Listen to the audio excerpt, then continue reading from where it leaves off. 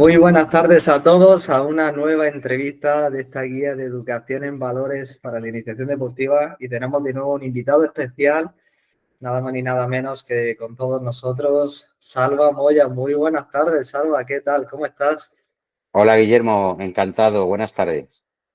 A mí me encantaría, como siempre, hacer una introducción, ¿no?, de nuestros grandes participantes y es verdad que aunque nos faltaría tiempo y calidad para desarrollar ese extenso currículum, a mí me gustaría hablar de que Salva no solo es periodista, investigador y autor especializado en el estudio del racismo y la violencia en el deporte, sino que cuenta con una sólida trayectoria de más de una década, combinando su experiencia profesional en medios de comunicación con su destacada labor académica y literaria. Su compromiso con temas de justicia social lo ha llevado a ser una referencia en la lucha con la discriminación en el fútbol y otros ámbitos deportivos. Y para eso a mí me encantaría, Salva, para comenzar rompiendo el hielo, ¿cómo surge también esto de llegar al periodismo deportivo? ¿Qué te llevó a interesarte por el tema del racismo en el deporte y desarrollar en la actualidad todo este ámbito que está desarrollando a nivel nacional e internacional? Bueno, pues muchas gracias por esa introducción.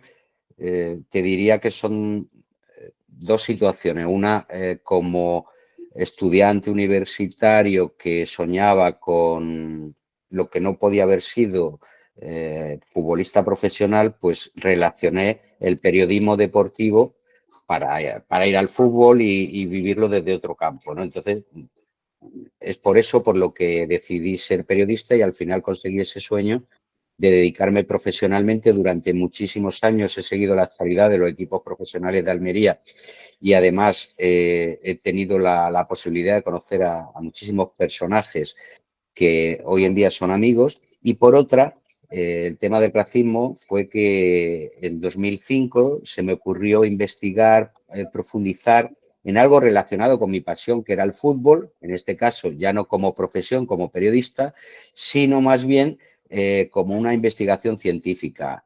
Uní inmigración, que tanta hay aquí en Almería, con el fútbol y me puse a investigar sobre el racismo, pero lo hice, digamos, sin una base. Y entonces, conforme iba pasando el tiempo, los meses y el año, me di cuenta que no había investigaciones científicas sobre el racismo en el fútbol.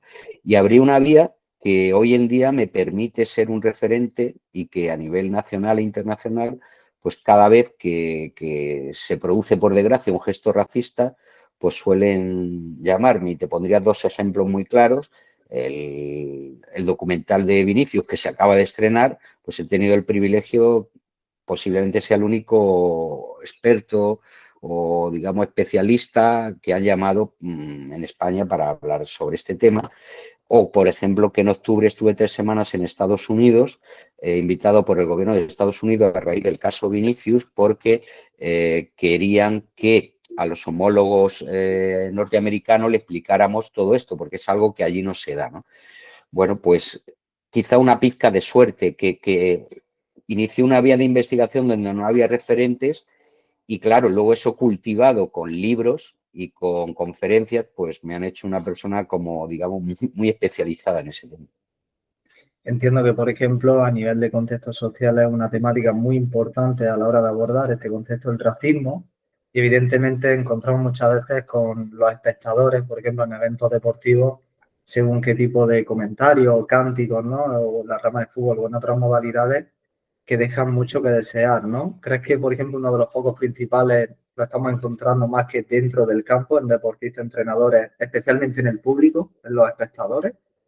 Sin duda, sin duda. Además, se da la circunstancia que, bueno, todos tienen que saber, los que estén viendo este podcast, que, digamos, el fútbol es para lo bueno y para lo malo especial. Es decir, este tipo de gestos racistas no se suelen dar en otras disciplinas deportivas. Está muy focalizado en el fútbol, ¿no? Igual que los ingleses inventaron el hooliganismo y el fútbol, pues bueno, en este caso quizá allí fue donde primero se sufrió y antes empezaron a tomar soluciones. Bueno, pues efectivamente hay casos de racismo entre jugadores, entre compañeros que se insultan, entre rivales, te podría poner miles de ejemplos, pero en relación, y es muy buena la pregunta, en relación a los gestos racistas que se producen desde la grada, hay una gran diferencia. También ha habido gestos, no sé, si me ocurre un entrenador que ahora no viene al caso, pero bueno, para que vea la gente, pues que tenía dos futbolistas de raza negra en su vestuario, en el Real Oviedo, hace ya muchos años, y dijo en el vestuario que con estos negros no ganamos un partido. Bueno, pues eso me lo ha dicho un jugador blanco muy conocido que lo vivió en primera persona. Por eso te quiero decir que puede haber gestos aislados de un entrenador, de un jugador, pero efectivamente, en las gradas es, digamos, el caldo de cultivo donde la gente saca lo peor de sí a veces, ¿no? Lo bueno y lo malo. Fíjate, ¿sabes? Incluso siguiendo este hilo, a mí me gusta mucho, en otras entrevistas hemos reflexionado sobre el rol que desempeñan familias, entrenadores, el hecho de predicar con el ejemplo. Y hay veces que también encontramos que el deporte base en nuestros menores, cuando por ejemplo tienen el rol de espectador en un partido de adultos, profesional o de otros compañeros de otros equipos, cuando ven que sus referentes, sean entrenadores o su familia, desde las gradas, ¿no? Tienen un comentario de insulto, racista, xenófobo. A veces, ¿crees que a través de esa predicación del ejemplo, en este caso negativa, puede cultivar que nuestras futuras generaciones promuevan ese tipo de comportamiento de contravalores? Claro que sí, porque de hecho para mí la solución está en la educación. Entonces, cuanto antes empecemos a educar en valores en todas las categorías y en todas las disciplinas y a todos los niveles, pues antes conseguiremos que las nuevas generaciones superen algo que nos sonrojamos pensar que en pleno siglo XXI haya gente que piense o que diga que por ser negro eres inferior a ser blanco. Entonces, evidentemente, yo creo que en una sociedad europea esto debería de estar superado. ¿Qué ocurre? Que tienes toda la razón. Es decir, ¿qué pasa en el fútbol amateur? Porque nosotros tenemos cotejados los casos racistas en el fútbol profesional porque son muy evidentes, porque hay cámaras de televisión y todo el mundo sabe que a Iñaki Williams, a su hermano, a Lamal en el Clásico, a Vinicius en Mestalla. Pero ¿qué pasa en esos campos, digamos, donde no hay tantas cámaras? Pues que hay mucho más racismo del que creemos. Y evidentemente eso no tiene un relieve y los medios de comunicación no nos hacemos eco, ¿vale? Suelo decir que regalo algún ejemplar de mis libros en alguna conferencia, tú que también acabas de hacer un libro muy exitoso, te felicito, además con Círculo Rojo, que también me ha hecho los míos, los últimos, que yo regalo un ejemplar, ¿no?, a cualquiera que haya en la sala, que haya ido a un campo de fútbol y como mínimo no se hayan acordado de la madre del árbitro, ¿no? Es que lo he vivido en mis carnes, que yo tenía un niño jugando en categorías inferiores, en el Ejido, y yo lo he escuchado y Moro, vete en patera y córtale las piernas, ya no solo racismo, sino es violencia, cualquier tipo de insulto, que parece que en el fútbol todo vale, ¿no? Entonces, claro, ahí no hay una tesis, como yo hice del racismo en el fútbol profesional. Ahí hay para hacer 20 tesis, ¿no? De lo que ocurre en esos campos, la indefensión que tienen. ¿Y qué te digo ya de lo último que está proliferando mucho en redes sociales, ¿no? Ampararse bajo el anonimato, eh, pues para acampar a sus anchas, insultar impunemente a cualquiera y claro, con esa impunidad y hay un largo recorrido por hacer, ¿no? Fíjate, incluso además de agradecerte también tu halago, también, Salva, a mí me estoy acordando de una reflexión de nuestro amigo David Fernández Borbalán, cuando comentaba que él promovía que era necesario también promover iniciativas, formación, no solo desde el colegio de árbitros, sino desde los distintos roles, incluso siendo tu hilo que es importante cultivar en esa educación, ¿no? Desde todos los roles. ¿Qué iniciativas crees que podríamos promover en nuestro contexto social o desde tu rol profesional que estás desarrollando a nivel nacional e internacional? Podríamos promover también desde el rol del espectador, porque muchas veces tenemos la chaqueta de familiar o la chaqueta de entrenador y otras veces tenemos la chaqueta de espectador. ¿Qué iniciativas crees que podemos promover a la hora de este hilo de la educación y de la sensibilización? Pues la primera y quizá la más evidente para todos es las escuelas de padres, por ejemplo.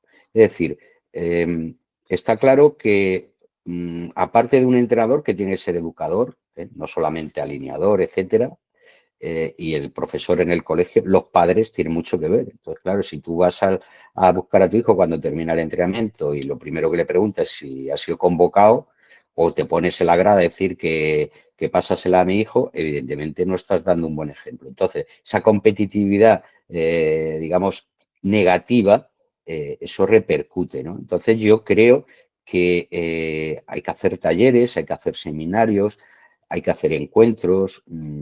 Yo puedo presumir de haber hecho, pues no te exagero, 10, 15 encuentros en colegios, en institutos, en CRUES, y solamente con juntar a 50 personas, pero ojo, no a los chavales, a los que juegan para hablar de racismo y de multiculturalidad, sino a los padres, salen después de escucharme que yo seguro que he puesto un granito de arena. Seguro que algún padre el domingo cuando vaya a la grada se lo piensa dos veces con los ejemplos que le pongo.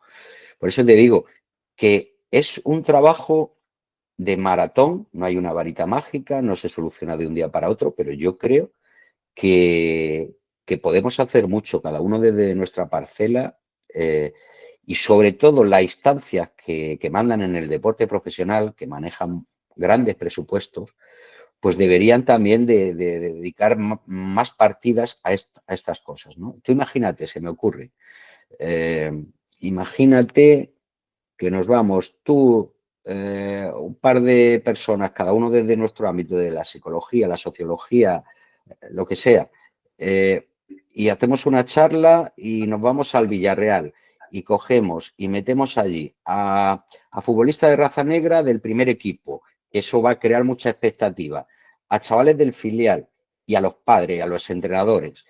Y si eso lo vamos haciendo por todos los campos de España, con todos los clubes, con la complicidad, que lo sufraguen, que digamos corran con los gastos, etcétera, eh, pues yo creo que eso que yo puedo hacer en Roquetas un día en un colegio, si lo hiciéramos así todo, ¿y es que, qué vale eso? ¿Qué vale económicamente para la liga, para la federación o el Consejo Superior de Deportes?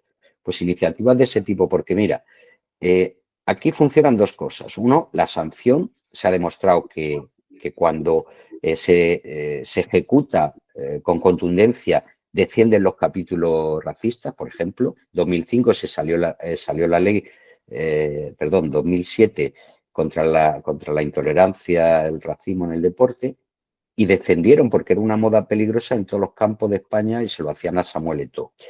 Ahora, hace poco, a raíz del caso Vinicius, ¿qué ha ocurrido? Pues que ahora puede acabar en la cárcel uno que insulta y ya hay sentencias. Pero ¿qué pasa? Que tiene que ser una estrella mediática, Vinicius o Samuel Eto'o en su día, digamos, las que digan, basta ya.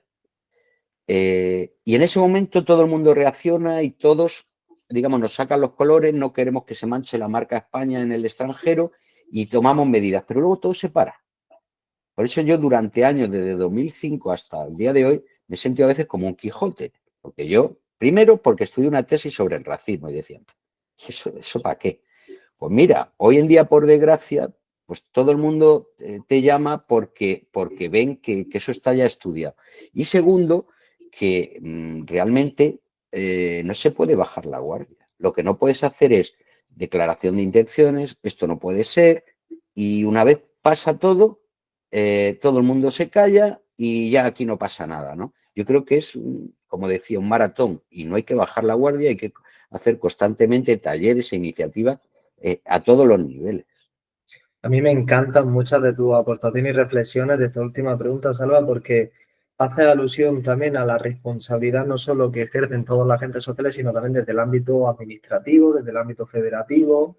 A veces en otras entrevistas, por ejemplo, a Antonio Casimiro, ¿no? Desde el rol de la administración, el hecho de que todos asumamos esa responsabilidad individual, incluso a la hora de ofrecer esas partidas presupuestarias para que se lleven a cabo esta iniciativa, son necesarias, ¿no? Porque también, como bien dices, a veces si los iconos del deporte no dan un paso al frente, como ha sucedido también con el ámbito de la salud mental, del racismo, de la xenofobia, evidentemente sigue pasando lo que es a nivel local, a nivel provincial, en menores, en adultos, y lo que tú comentas, ¿no? A veces, aunque demos un paso, pero si no tiene continuidad, no tiene esa adherencia, ese camino, como bien dices, constante en el contexto de maratón, pues a veces como que se diluye, ¿no? Que parece que también es una tendencia que encontramos, ¿no? En nuestro modo de vida actual a veces, ¿no? Correcto, totalmente de acuerdo. A mí me encantaría también, siguiendo este hilo, ¿sabes? Y hablando de valores, a lo largo de tu trayectoria, de tu formación, de la gran labor que estás realizando actualmente, para no solo desarrollar y conseguir esos méritos actuales, ¿qué valores crees que te han ido ayudando y desarrollando a lo largo de todas las esferas de tu vida para conseguir desarrollar lo que estás haciendo actualmente, Salva? Bueno, yo te diría casi eh, quedarme con lo bueno de lo que me gusta, el deporte, el fútbol, y desechar lo malo. Y entonces eso lo aporto yo a lo mío, ¿no? Es decir, yo he conocido por el camino gente que para mí ha sido un referente, un ejemplo en otro ámbito, ¿no? En el que yo he estudiado. Pero yo, digamos, he cogido lo mejor de ellos. Entonces, a mí es lo que me gusta aplicar. Desde el deporte profesional, antes han mencionado a David Fernández Borbalán, que aparte de ser amigo, soy su biógrafo, y bueno, y he aprendido digamos, a disfrutar de, del arbitraje. Fíjate lo que te voy a decir, porque como dice su biografía, Papá, quiero ser árbitro, yo de alguna manera me han acogido muy bien, porque todo el mundo dice que es un círculo muy cerrado, pero es un círculo muy cariñoso. El problema está en que es el malo siempre de la película, el que cuando lo hace bien nadie le aplaude, porque parece que es su obligación, y cada vez que tiene un fallo, pues lo matan, ¿no? Entonces, digamos, estoy muy identificado con ese papel sufridor del árbitro. Bueno, pues eso influye a la hora de mis valores, ¿no? A la hora de dirigirme a la gente, a la hora de hablar con padres, a la hora de hablar con chavales que en el día de mañana quieren ser Messi o ahora Yamal o Vinicius. Quiero decir, entonces te vas encontrando por el camino, porque ya tenemos una edad, gente que te ha enseñado mucho y yo lo intento aplicar no solamente en mis conocimientos, porque lo he estudiado y porque lo he investigado, pero sobre todo hay gente que suma mucho, porque cualquiera también que nos esté escuchando dirá, jolín, es que lo ponen todo muy feo. No, no, es que a mí sigo disfrutando del fútbol, del deporte, me encanta, pero bueno, lo que está mal hay que denunciarlo y lo que está bien hay que fomentarlo. Y hay gente, cada uno de esos ámbitos, que también están haciendo mucho, ¿no? Entonces, esos son mis valores, lo que yo aprendo de la gente que me aporta positivamente. Pues fíjate, Salva, ahí incluso si tuvieras que destacar ciertos valores para ti que te han ayudado a desarrollar esto, ¿mencionaría algunos en concreto para ti personalmente?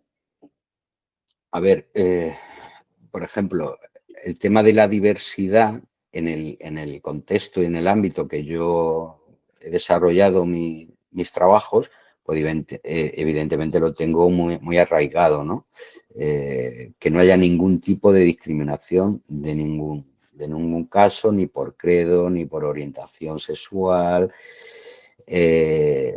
no solo por color de piel, ¿no? De hecho, en mi último libro, Sin odio, que tuve el privilegio de presentarlo en inglés en Wembley, que eso ya quizá ya era lo máximo.